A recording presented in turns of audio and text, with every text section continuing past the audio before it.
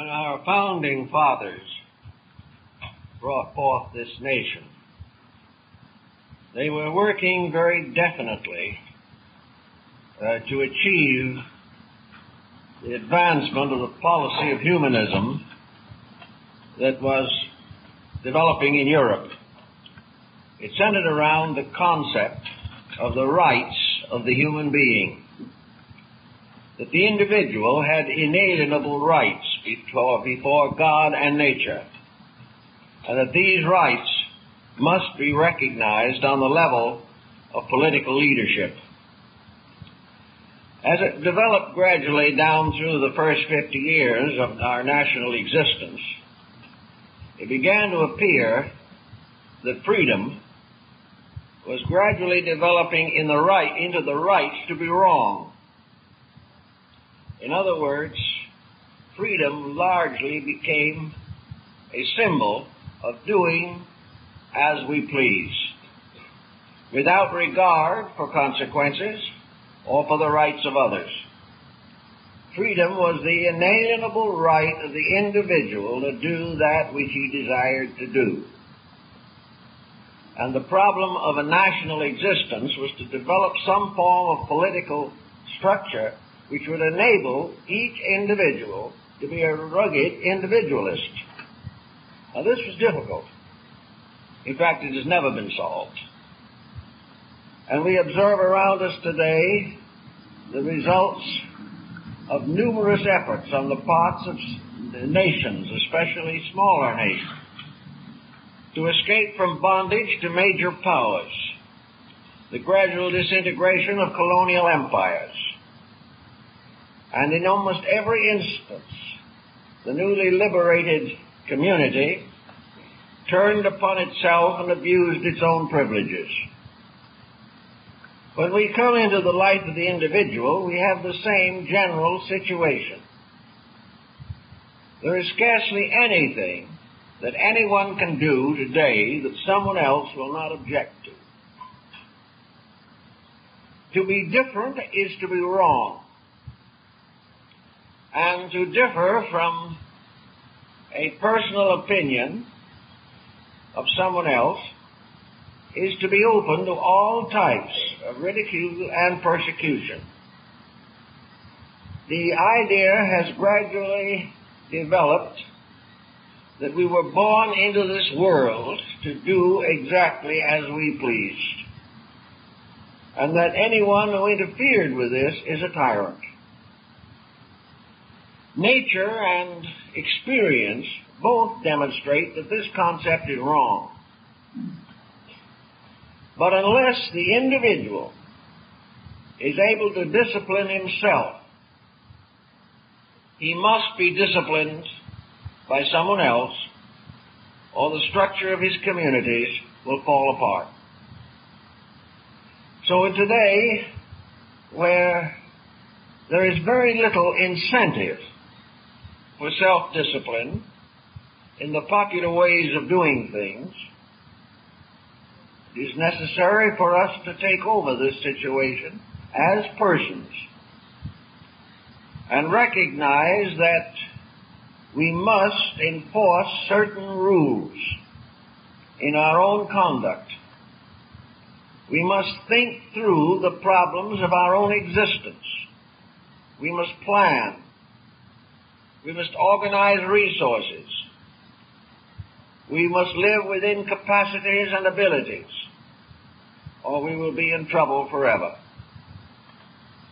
To meet this challenge, we have to begin with perhaps the most common unit, and that is the family.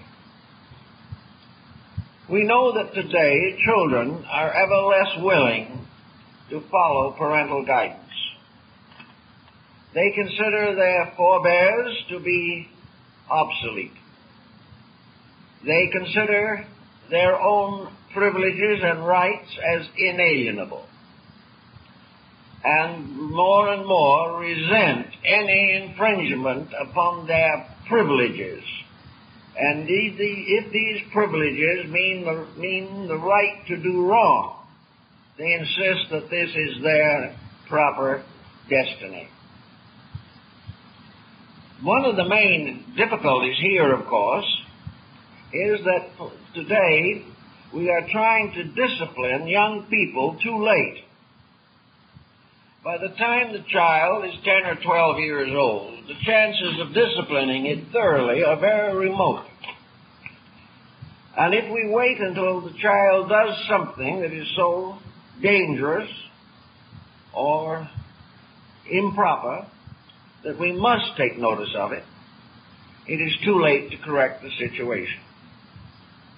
So we follow the only course that nature has left open to us, realizing that we cannot change these people once their characters are formed. We must return the job to the universal law itself. We must take these people whom we can no longer control and turn them back to heaven to take care of. The laws of nature and the laws of living will ultimately force these radicals back into some type of social pattern. But we may never live to see it, and before this happens, there may be desperate dangers to the social structure. Now, we won't like to do what we please, and more we live by this concept. It is aided and abetted by a series of other circumstances, one of the most important being the insecurities of the present generation. We live at a time when to many people the only answer to the successful life is to have as much as you can get right now. Enjoy it all you can right now, and have very little hope or expectancy for the future. This also leads gradually to a demoralization of character. The individual lacking social securities and lacking security within himself is an easy victim to a whole group of psychological and psychotic ailments. When he becomes so disturbed and so uncomfortable that he can no longer live with himself, it does not always occur to him to change himself. Rather, he goes on psychotic drugs of one kind or another to reduce his pressures by putting them to sleep rather than by solving them. This situation does add to the general insecurity. Another factor that is very important in our way of life is what we commonly call the concept of wealth. In our way of life here at the present time, wealth takes the place of the autocratic privileges of the past. In ancient times, it was believed that rulers governed by the divine right of kings. Today, we assume that rulers govern by the divine right of dollars. Whoever has enough of them can do as he pleases. Little by little, we have turned all our faith in the direction of accumulation. We have taken it for granted that we are here to get as much as we can, give as little as possible, work when we have to, but avoid it if possible. This philosophy is not necessarily a very good one.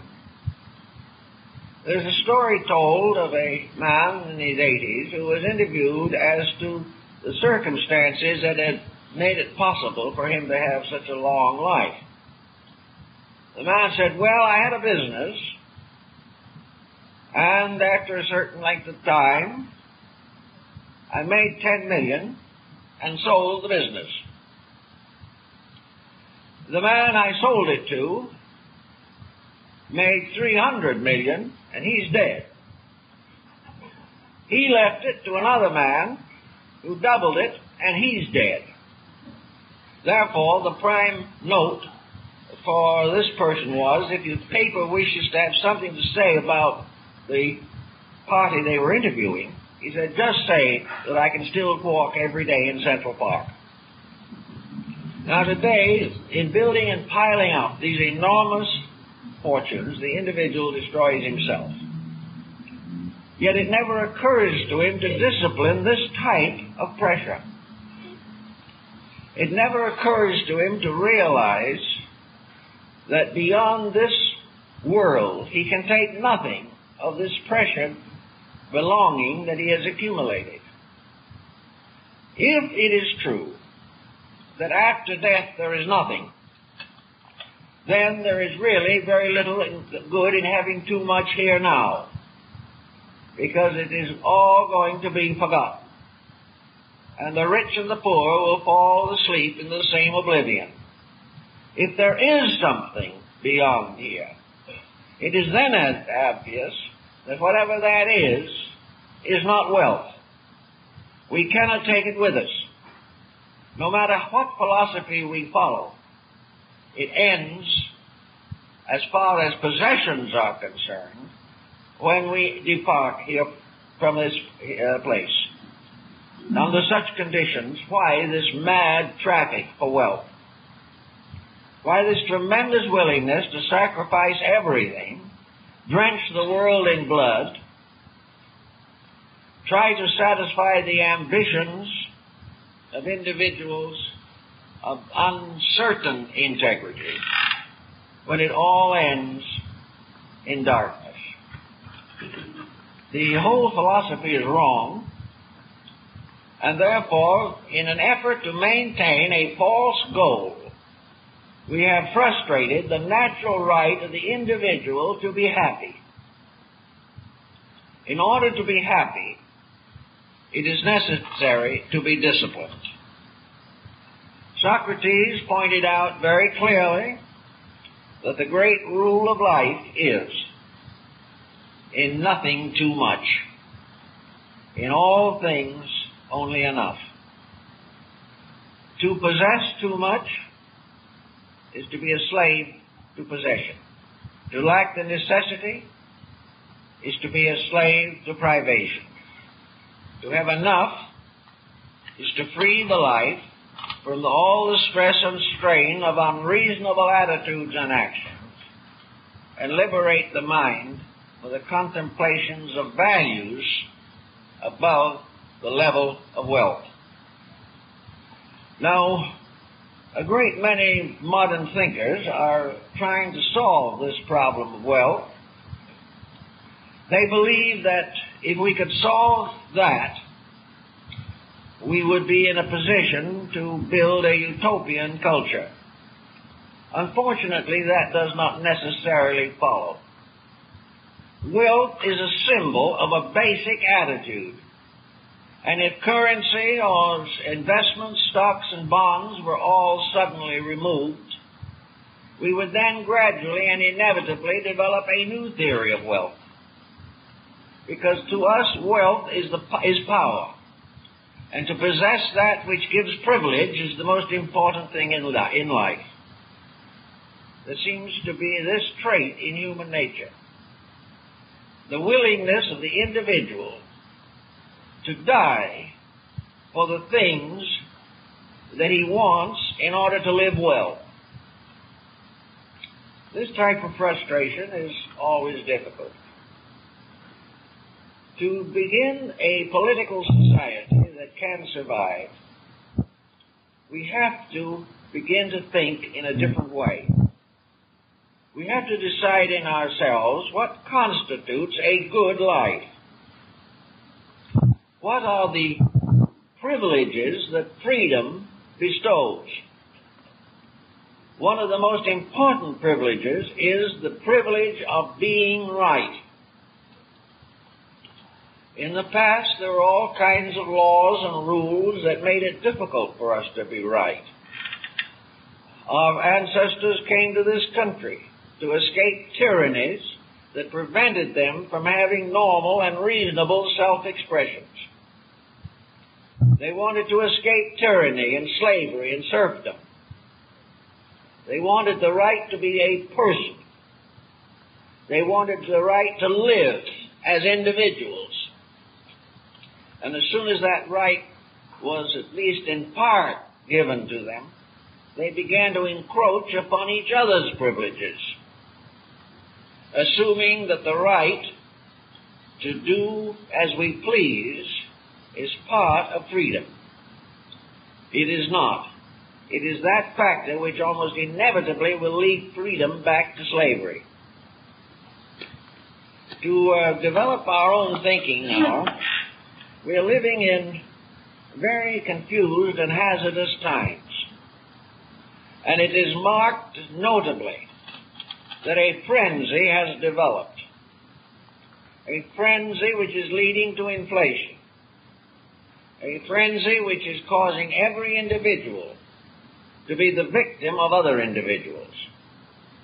Every possible means of exploiting man is being pressed forward by man himself. It has become a battlefield of pressures under which the average person breaks down psychologically and physically. All of it shows that what we have interpreted as freedom is license to exploit. Now, this is not easy to correct, but lots of things can be done if the individual will start to exercise the true privileges of freedom. If he is free to live according to his own convictions, he has the right to grow, the right to be more, the right to be better. Now, in the first 150 years of our national life, this right to be better was still remembered fairly well. But now the right to be better is fading away. And one of the reasons it's fading away is that we are losing track of what constitutes better. We are not sure anymore how to grow, or in what direction growth should lead. We are not convinced any longer that growth is the unfoldment of the potential of the individual. One of the things that is inhibiting this factor, which our ancestors were more aware of, has been the gradual decline of the religious leadership of older days. Religion was one of the most powerful factors in directing human effort. And when religion was strong, powerful, and well diffused throughout society, the individual enjoyed the strength of his religious environment.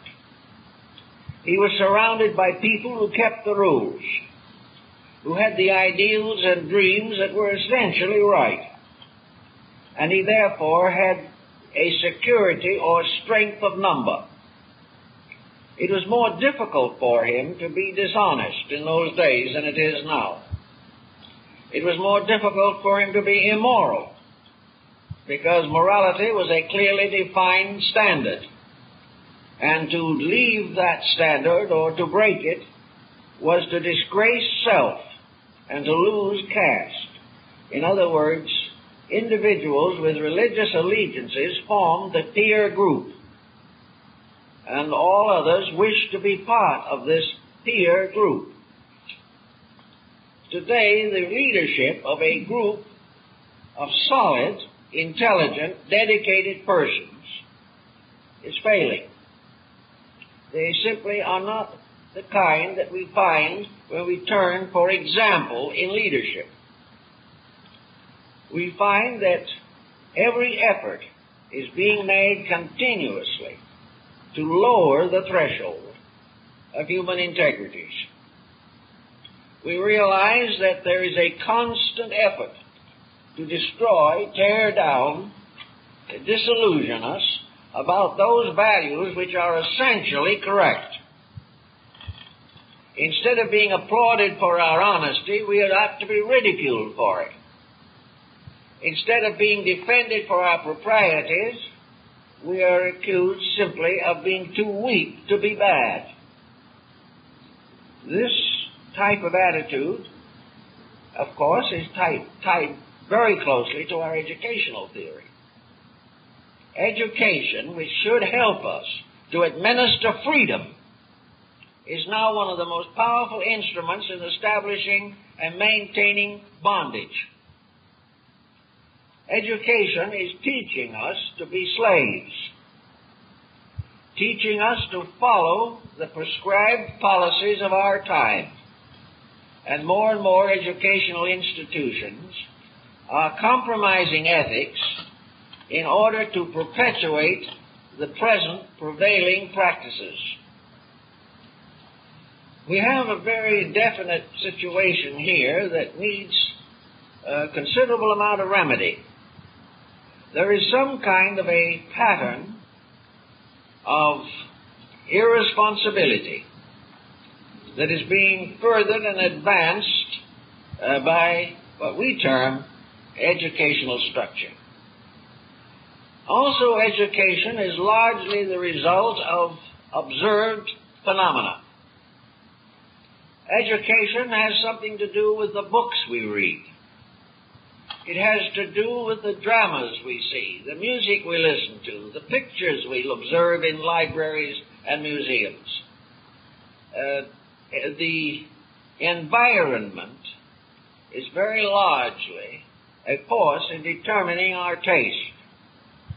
We observe that on all these levels, values are failing. More and more, everything is used to preserve the decadence that is becoming more and more prevalent. One thing, for example, I signed a statement a couple of days ago to try to help to preserve and protect the Religion and Philosophy Department in the Los Angeles Public Library. There's a move on foot, at least in some part of the situation. I'm not fully informed, but I signed the petition anyway, to the effect that religion and philosophy are to become subdivisions within the social sciences. In other words, there's major sections of the library, out. Now, on what grounds is this done? I would like to suggest that if the library is out of funds, and Proposition 13 is working a hardship on our public library system, that one of the most interesting and possibly profitable things the library could do is to eliminate the fiction department.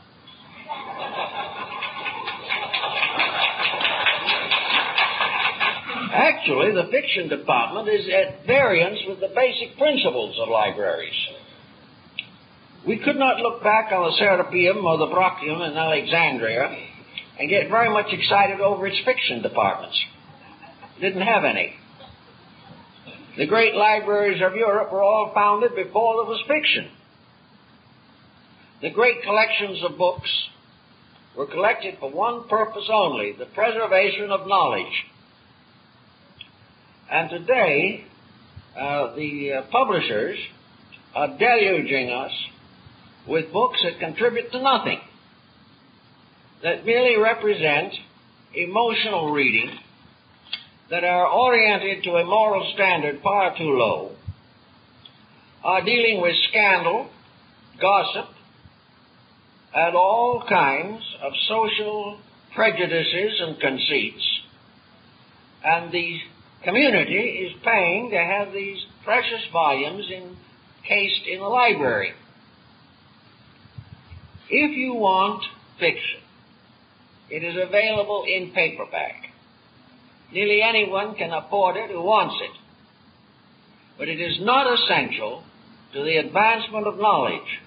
We might as well say that the public library should issue free tickets for baseball games, bowling alleys, billiard parlors. If it is here merely to serve the amusement of the public, then it is not serving the public as it should. Fiction is entertainment. Libraries are not intended to give free entertainment. They are intended to communicate useful ideas. They're essential to specialists in various fields. But if by some chance the specialists in modern fiction are somewhat deprived, I think they will recover. we could take almost any public library in the United States and trim it down. And if we preserve the principle behind libraries, we'd still have room on the shelves for a lot of more books. Because we'd get rid of trash reading, which as far as our mental education, stimulation, and nutrition are concerned, these fields are just about as valuable as heavy carbohydrates and junk foods. We are getting much mental junk food. And the people who love it have not the discrimination to know that it is no good for them. So they continue to read this type of thing.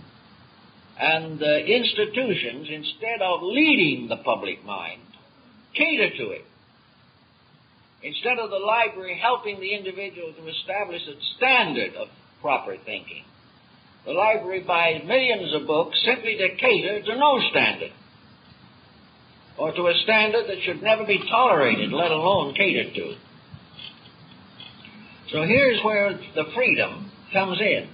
If the fiction department was taken out, the library would no doubt be picketed.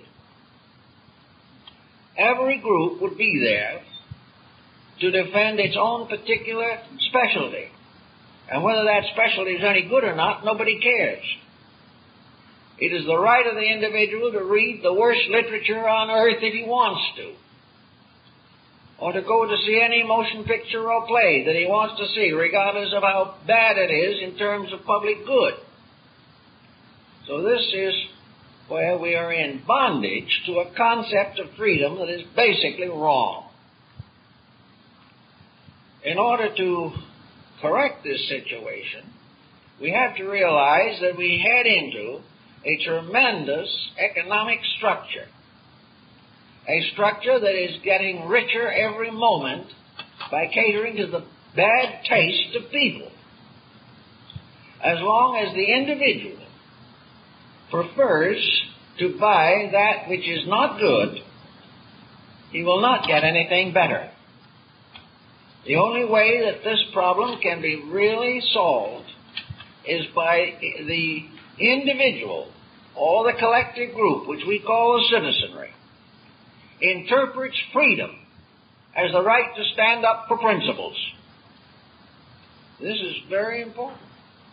If we use our freedom to demand that which is best for all concerned, or use our freedom to discriminate and to protect our own children and their children from compromise and corruption, if we use our freedoms correctly, we can have what we need. Because even the hopelessly involved, financially minded person will give the public what it wants.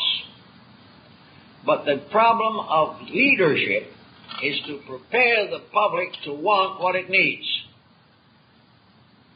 This situation is coming home to all of us more and more. It's coming home to us in this gasoline emergency.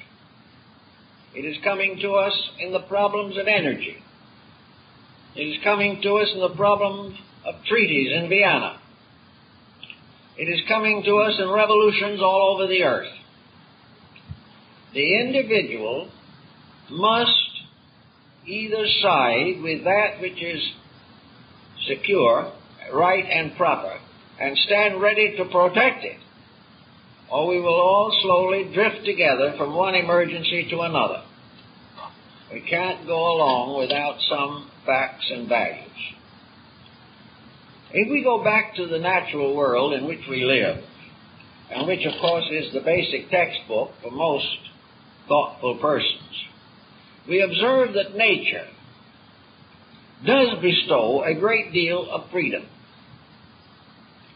Nature more or less creates an adequate environment, but it is a controlled environment. It adjusts creatures to this environment, both in terms of their structures and in terms of their numbers. Nature has an interrelating system by means of which gradually two situations arise. Survival depends upon, first, strength. And as the strength pattern is gradually overgrown or outgrown, then the second factor of survival comes in, and that is judgment, wisdom. All creatures must survive because they are strong enough to survive, or they are wise enough to survive. Those which break this rule, or these rules, suffer as a consequence. In nature, that which is not strong enough physically to meet the challenge of environment perishes. And in this way, nature preserves almost indefinitely the vitality strain of practically every living creature. Only the best survives. Only the best reproduce or perpetuate. And by this means, nature, by pressing upon the environment, is able to regulate or protect the survival of the species itself. The second thing that nature tells us is that every form of life, in order to survive, has to learn. Now, it's interesting that the most basic learning which we find in nature is silent learning. Learning is not read out of books by birds and bugs. Learning is almost all through example. I remember old Chief Seaton, in his nature stories, told so many tales of how nature teaches. How the little one is forever observing the way with which its adults, parents, meet the facts of life. The parents regulate, and when they have brought the young to maturity, they then demand that young person to stand on its own feet. The bird casts the little one out of the nest. It will not allow spoilage. Nature is forever telling the young creature, follow the example of the parent. Obey instinctively and inevitably. When the parent crouches down, crouch down. When the parent rushes into a thicket, rush in with it. Because all you have to do is decide you're going to disobey, and in a few minutes you'll be dead. Now, this is a harsh way of learning, but it is very adequate. And for millions of years, nature maintained the balance of species until the human being, who was like Bottom in the Midsummer Night's Dream, slow of learning, upset the entire situation. It is the human being who has very largely demoralized every other kingdom of nature on this planet. But there's always a chance to do something about it if we want to. And conservationists are trying. But conservationists do not always have nature's point of view. Nature isn't patting animals, birds, flowers, and fishes. It is teaching them. Teaching them the rules by which they must live. And as they live close to these rules, obeying the laws of their kind, they accomplish the greatest freedom that is possible in this world. Freedom is therefore the result or the reward of not making basic mistakes. It is to follow the laws of the kind, to follow the rules of the seasons, and to follow the internal instincts with which all creatures have been endowed. Man is violating these rules. He feels that freedom is to be above his own instincts, to be able to go against his own conscience with impunity. The mysterious little voice that teaches the bird and the little animal comes to man apparently in the form of conscience. a realization that the individual is breaking the rules. And whenever he feels that way, he should pause and give it a consideration. And he shouldn't allow his mental attitudes to rationalize him into believing that he can break conscience with impunity. The recent visit of Pope John Paul to Poland has been a very interesting experience. It shows that naturally the human being is religious. There may be different types of religion, different degrees, levels, ways of being religious. There are different sects and different rites and different ceremonies and different names. But the individual's natural instinct to venerate the universal pattern to which he belongs, to recognize the presence of a sovereign power at the source of life, this instinct has not been greatly altered by all the materialistic political theories that have ever been advanced. These theories break down because the human being cannot live with them. They result in a starvation of integrities. They destroy the inner balance of life. Therefore, in an effort to be right, the individual continues to believe the principles that are necessary to his well-being. And if he cannot believe them publicly, he protects them privately in the inner part of his own soul. He is not going to be completely deprived of them. We have fought for a long time for freedom of religion, considering it to be one of the basic freedoms of mankind. In our present sophisticated generation, we are fighting for freedom from religion, and this is a very serious error. But freedom from religion means the gradual decay and decline of every integrity that is necessary to us. Every child coming into this world must have some type of religious education. The easiest, simplest, and most natural is that it should receive it at home, like the little animal does, and should learn to be religious by observing the practices of its mature associates. Religion begins by parental indoctrination of the young, and is a heavy responsibility upon the parent, because many parents are religious, but are not necessarily on a level of religion that can safely be communicated.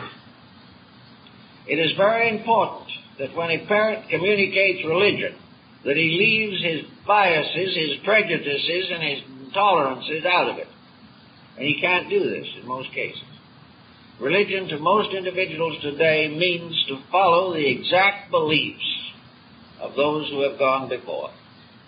It does not mean a personal, voluntary commitment to a power beyond ourselves. It is absorbed into memberships and creeds and sects and isms of one kind or another. Our search for freedom also has to gain us freedom from the consequences of freedom. One of these is debt. Today, we are very heavily in debt. Nations are in debt. Governments are in debt. Organizations are in debt. As one man said not long ago, we are a generation of people living on the interest from our own debts. We continue to borrow and borrow and on the debt.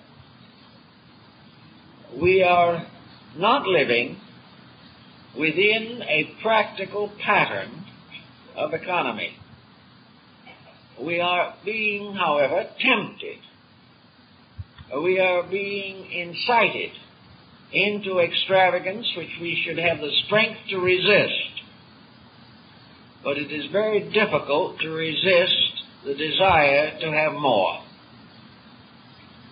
The discipline here is the ability to curb the freedom to spend, to know what is right and to know what is not right.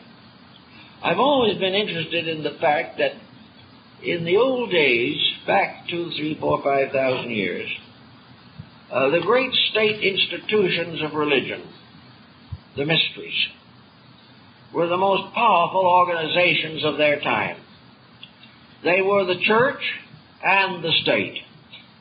They were the sciences and the arts. They were the universities and the shrines. They were the instructors of the living and created the memorials of the dead. All knowledge, all learning was vested in these institutions. Those who entered these institutions became the leading citizens of their time. And most of the honored names that we remember out of the classical periods were initiates of these state systems, bound by the most solemn obligations. There is no doubt in the world that many of the metaphysical disciplines that we have today were known to these people.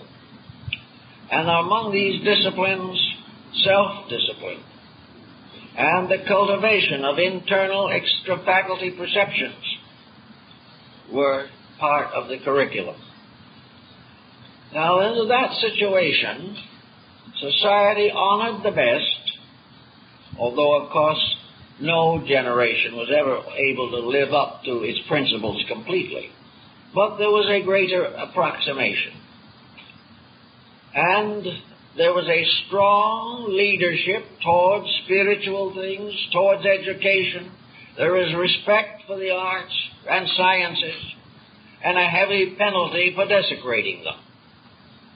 If a musician composed an inharmonic or discordant piece of music, he was subject to punishment. He might be exiled from the city.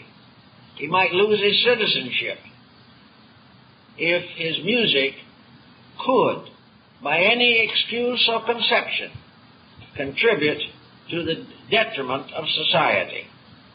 The same was true of architecture, of painting. Physicians made no charges. Lawyers made no charges. These things were all part of a great system of ethics. Now we can say to ourselves, what a pity it is that such a system faded away, destroyed by the rising ambitions of individuals who corrupted, destroyed, and desecrated the shrines of ancient learning. But apparently this was part of the divine plan of things. And if we think a moment, I think we can understand why it was part of the divine plan. It was because, like a child growing up, there had to come a time when we stood on our own feet. The home might be likened to one of these mystery temples. Here the small child learns to adjust itself to the physical world in which it lives. The home was responsible for the education of the child, for the disciplining of it. The home protected its physical needs and, to a large measure, its psychological needs. But after the child has grown up, if the family continues to dominate it, then we are apt to have corruption and tyranny. We are apt to have relatives who step in and so the time comes when the individual steps out on his own. Now, in the history of civilization, the decline of the mysteries, which was never complete. There have always been some secret organizations survive. But in general, the decline of the mysteries occurred in order that the individual could develop the personal strength to regulate his own destiny. It was done because he had to gradually take hold of his own integrities. He could not be good because somebody put a gun to the back of his neck. He had to be right because right was right. He had to control himself from within himself and develop those virtues through his own insights which had previously been supplied in form of parental or environmental protection. So out of this came gradually a new order of learning, a learning in which the individual became the master of his own destiny, the type of learning that resulted gradually in the rise of humanism, the rise of the right of the individual. The individual had to provide for his own needs, had to gain the insights necessary to protect his own character, had to apply from his own wisdom the rules and laws which had previously been administered by the mystery institutions. Our own national existence is a case in point. We were required to move from a colonial state to a free and independent people, which meant that we had to take over the administration of our own destiny. Nature wants this. Nature is not going to permit us to be forever adolescent.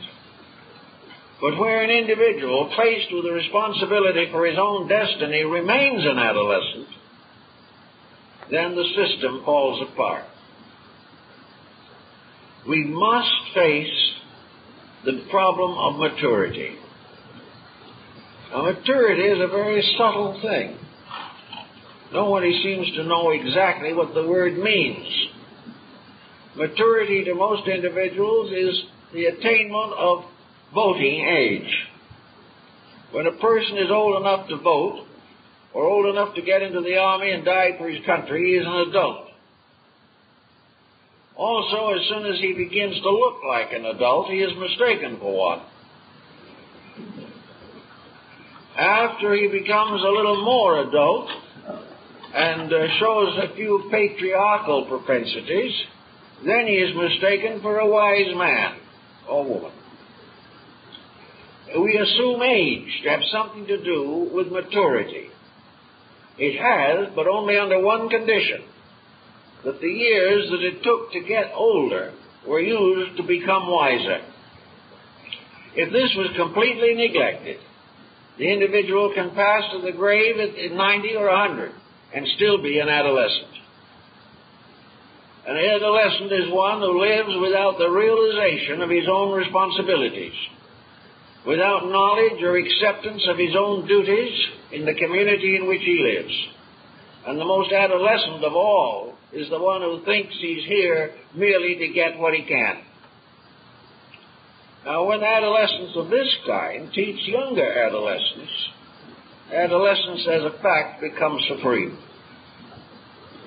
We have to accept the problems of maturity. Maturity is vision, thoughtfulness. Maturity is the willingness to sacrifice freedom for right, and if necessary, to give up our personal privileges in the protection of our common good. Now we have this problem with our gasoline situation. I'm not going to try to philosophize on it, because I don't think anybody seems to know what it's all about.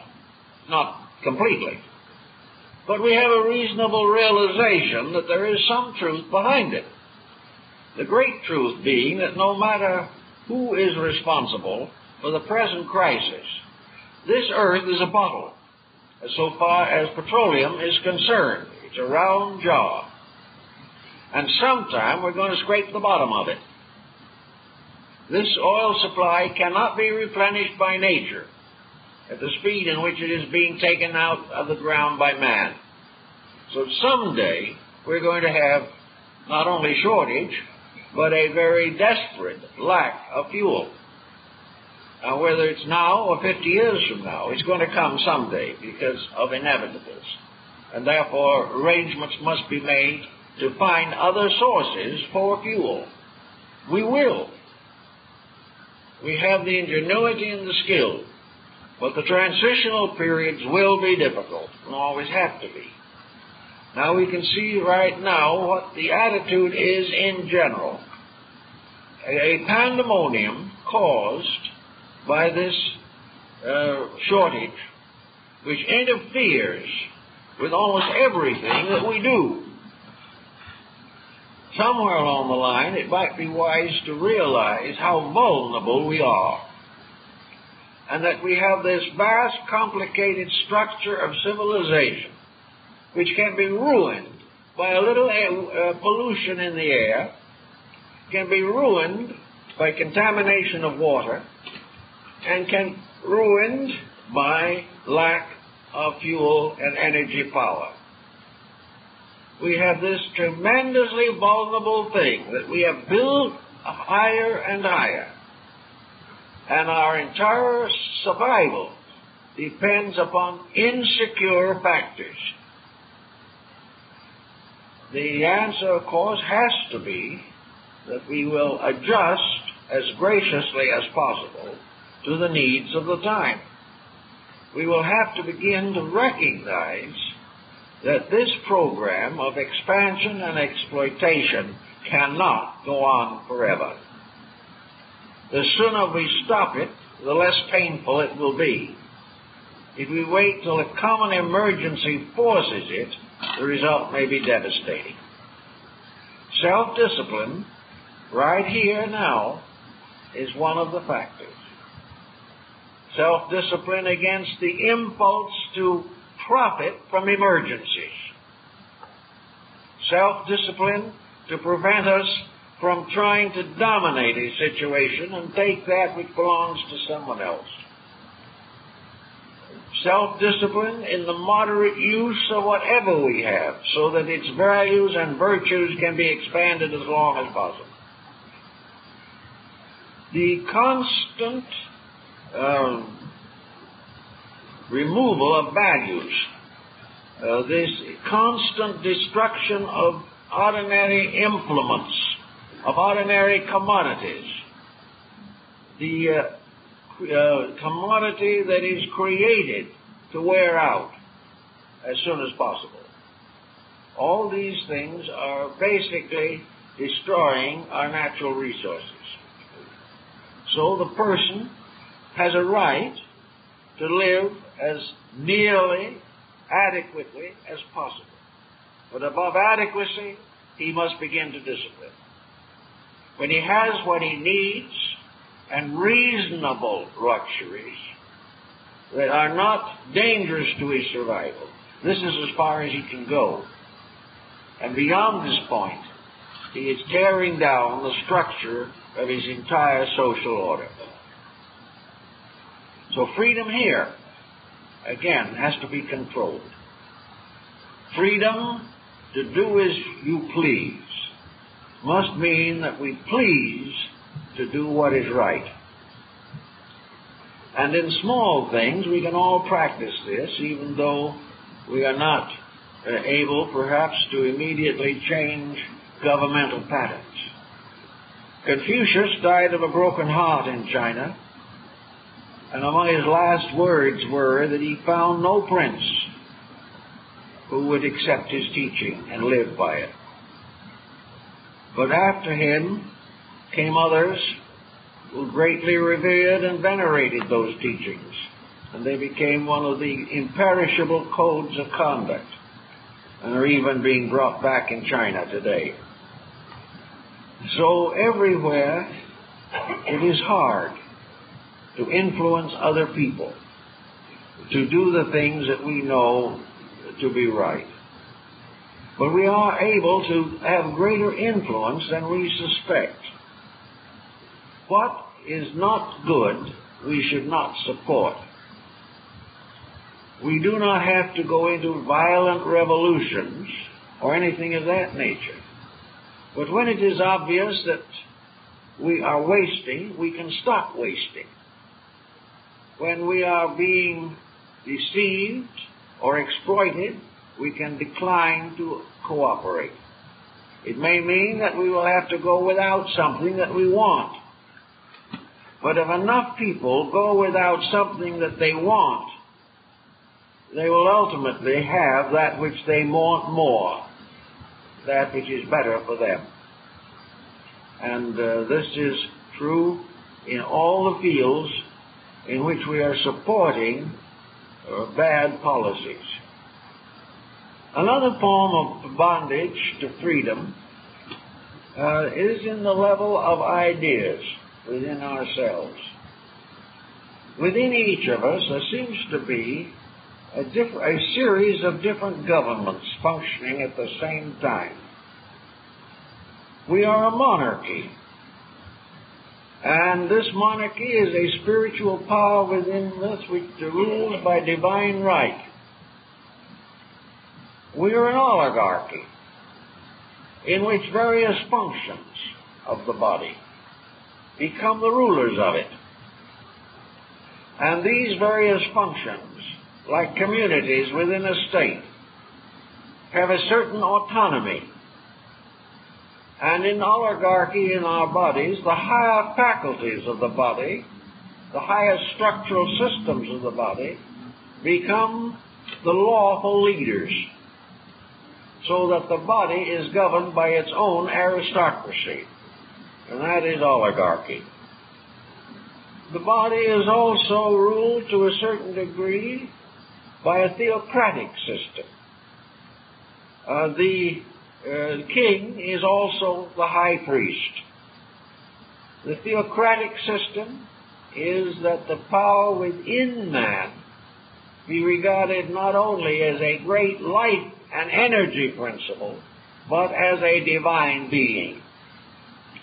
And under this divine being, the king emperor becomes the theocratic ruler. We are also a democracy. A democracy rising from the different levels of our own interests and our own abilities. Democracy does not bestow upon us equality. It does bestow upon us equal opportunity to fulfill our own natural destinies. Democracy is to essential principles a government by the permission of the governed. But when we study man, we're not sure we find it there even. I wonder how many of us are governed with the consent of the capillaries, the limbs, whether we are governed by the consent of the heart or the liver. When it comes to these things, we are a tyranny in which willpower gives us the advantage and enables us to destroy ourselves. So we are tyrannies also. The tyranny of ambition in ourselves, and it's right to destroy the body, destroy the mind, destroy the heart. Then we are also a communism in our own bodies, and that is what might be termed an industrialized state, a state in which all the parts of the economy, which we call the body, are held in servitude to the creation of the superior self. In other words, what we are really doing is to use all our faculties and powers industrially to support the purposes of the will or of the mind. The mind makes us work, and in turn the mind gains the benefits of our labors, so that everything except the mind is a slave, existing primarily to provide that which the appetites desire. Then, of course, we are subject to revolutions. Every so often, a system is so badly abused that there is a revolt. And in this we have a parallel to the French Revolution, the Russian Revolution, the Chinese Revolution, and the American Revolution. Weary of tyranny, the body rebels. When this happens within the body of the individual, we call it a breakdown. We go to the hospital as a nervous wreck. The body no longer able to stand the intemperances of its rulers, and the faculties and facilities of the body being constantly exploited to gratify the divine right of princes, our ambitions. Finally, there is a revolution. And in this revolution, we turn the structure inside out or upside down. And we start over again. And after a revolution, we come out of the hospital with a strong resolution to live well. And in 3 months, completely forget it. Now, we also have a socialism. And socialism in the body is that the body should produce all that is necessary, and that this necessity should be distributed throughout all the parts of the body, so that nothing is lacking that is necessary. And above a certain point, all production by the individual parts should be pooled or made into an available reservoir for the advancement of culture. In other words, there should be a limit upon the industrial expansion of the individual or his institutions. He should do a certain amount, and the overage should all go into a common fund for the common good. There is a single taxer and a mugwump in each one of us, all hard at work doing something. And then every once in a while there comes along something that is pure anarchy. And anarchy is the rebellion of the individual against his own needs. And anarchy is that the individual says, I shall do as I please regardless of what it costs. It may destroy health, it may break home, it may alienate children, it may destroy the country, but I shall do what I please. And what do I please to do? I please to run other people. I want to use all my resources to dominate someone else. This individual is going to find his anarchy falls apart, because in the last analysis, the only person he can ever actually dominate is himself.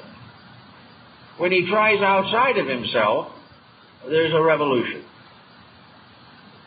Now, revolution has been the pet way in which human beings have tried to grow for a long time. And one of the things that you look back over history and you realize that in many instances, revolutions have been so unnecessary. Nearly everything that a revolution accomplishes would have occurred of its own accord within 50 to 100 years because of the inevitable motion of civilization itself. The tyrannies which we rise against would have ironed themselves out. Not right immediately, but in the course of time. Growth would have overcome. But instead of having revolution as a means of change, we're gradually going to be taught that we can't afford them. Now, it used to be that we couldn't afford them for moral reasons. But then morality fell apart, and then something else came along. Now we can't afford them because we haven't the energy resources to sustain them. In the future, revolutions are going to take more petroleum than we have. They're going to take more of other things. We're going to devastate and destroy the crops. We're going to make our land unsuitable for tillage for centuries. Little by little, the revolution theory is destroying itself. It is a monster like the serpent of old that swallows its own tail. Instead of that, we must have the next step, and the only positive step, and that is not revolution, but revelation. We must begin to understand. In order to understand, we have to plan some way of creating within ourselves the capacity to understand. We can get it in various ways. One way we can get it is by simply reading history. We can see what has happened to those who didn't understand. And as we find in reading Gibbon's Decline and Fall of the Roman Empire, which most people really should read, I strongly advise it, because it is the nearest thing to an absolute parallel to our present situation. It is exactly the same in principle. The Roman Empire fell for the same reason that we are trying valiantly to destroy our own way of life. But we can, from learning, perhaps from Spangler's Decline of the West, or other good texts that are coming out now, realize our mistakes. We can realize that it is not going to be through violence and not through dependence upon political reform the changes are going to come. They're going to come by the individual becoming more enlightened. In order to have an enlightened government, you must have enlightened people who not only are enlightened enough to elect a good government, but are enlightened enough to be good governors when they are elected. You can't just drift this situation. So the problem of revelation comes through the individual waking up. Revelation is an awakening. It is a becoming aware. It is beginning to see into things instead of their surfaces only. It is the beginning of a responsible relationship with existence. Revelation shows us what is expected, what is demanded, and what is inevitable in a universe governed by absolute law. But Revelation shows that this law is not only legistic, it is also very deeply, emotionally constructive. Law is not only a legal code, but it is a basic relationship based upon love of God and love of our fellow men. So love is part of law. And without love, law can never be fulfilled. But without law, love can never be brought to fruition. These things are related. And it is only self-discipline that keeps us in harmony with law. And it is also self-discipline that perfects love. These things are intimately interrelated. So in this search for the solution, we have to begin with the problem of our own nature. We have had a stream of dictators lately that have drenched the earth with blood. And these dictators have nearly always been usurpers of some kind. They are people that have risen up to, in many cases probably, to accomplish what they believe to be a useful change in society. Napoleon was one of those who had a divinity complex. He believed that God had appointed him to save the world. There is no doubt in the world that Mussolini had the same type of attitude, and so did Hitler. They were strangely imbalanced mystics who felt in some way the pressure of a destiny. Of course, we can hardly say that Karl Marx was dominated by a God complex. But he also regarded himself as a man of destiny, but without permission of deity, because he probably gravely doubted the existence of deity. But all these people, of various reasons, at various times in their careers, really believed they were doing something to help people. Now bring this now into yourself. Somewhere in yourself is this dictatorial factor. It's usually located somewhere between the ears. This faculty is the part that determines what is good. Now, most people start out in families and in relationships. They want to do what is good. They want to help people to be better. But it's hard to help people to be better when you do not know what better is yourself. So better really almost always means conformity. To conform with what the better thinking person thinks better is. And it ends in tyranny.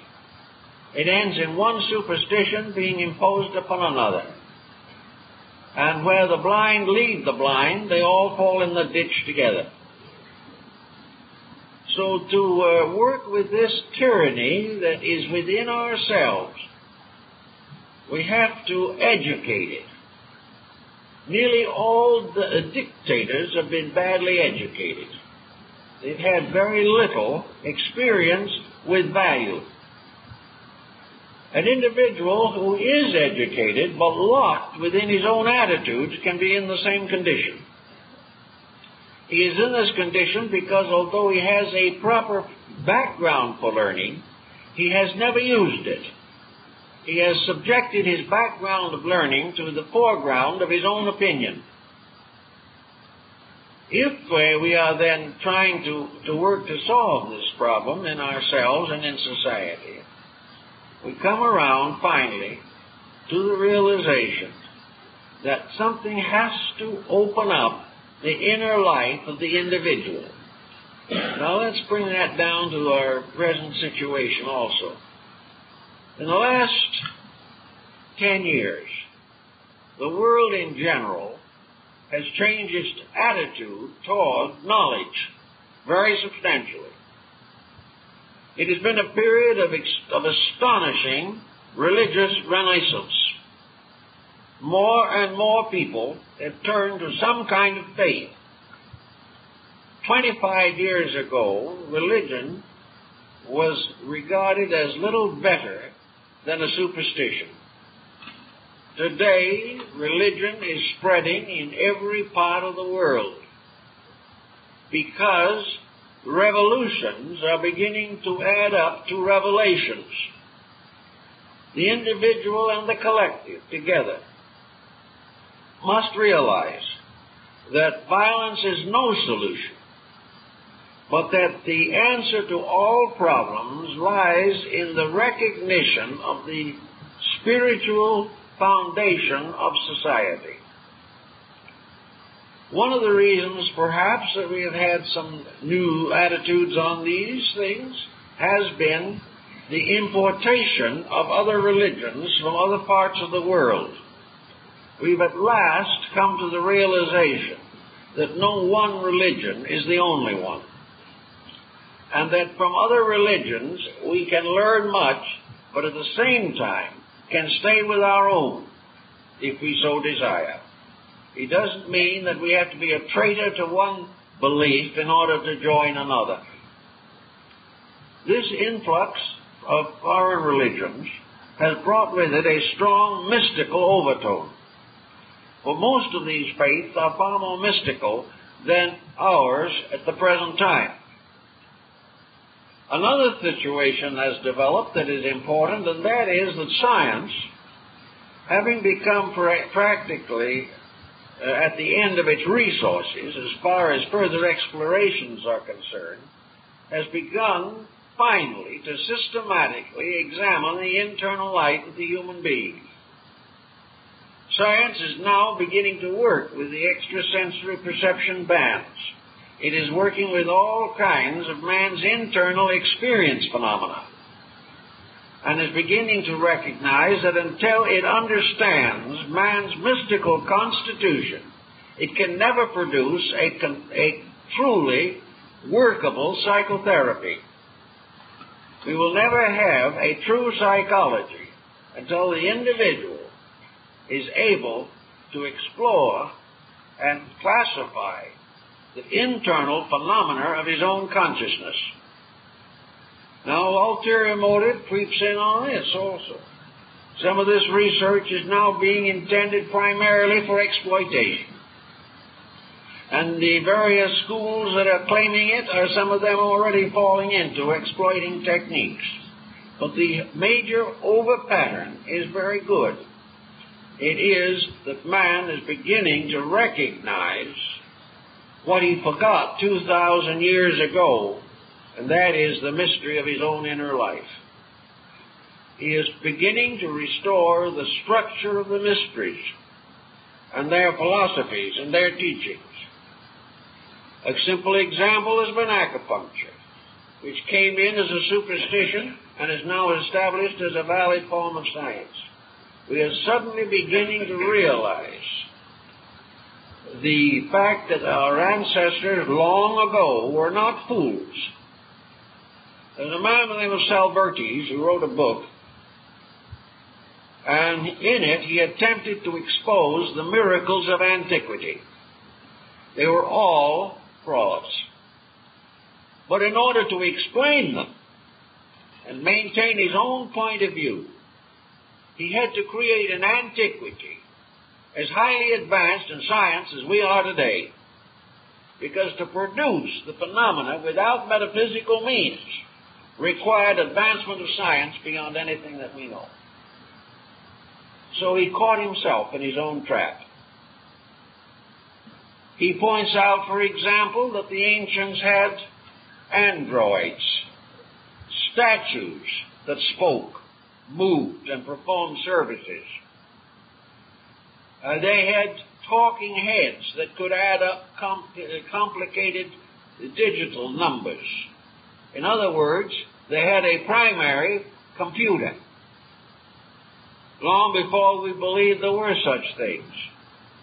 One of the early kings of Rome, who lived more than 1000 B.C., was killed by an electrical experiment in his own laboratory. These people knew drugs. They knew all the drugs that we now use in psychotherapy. They had all kinds of magnetic and electric devices. And in order to prove his point, he made the ancients so smart that we never will catch up with them.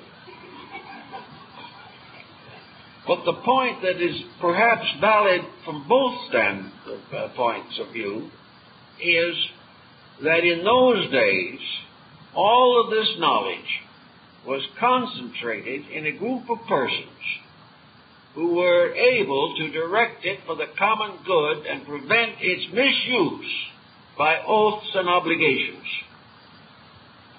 So that during that entire period of time, there is no evidence that the sciences of antiquity were exploited in the same degree that modern sciences are exploited today. It is again a question of the individual gradually making the changes in himself that are necessary.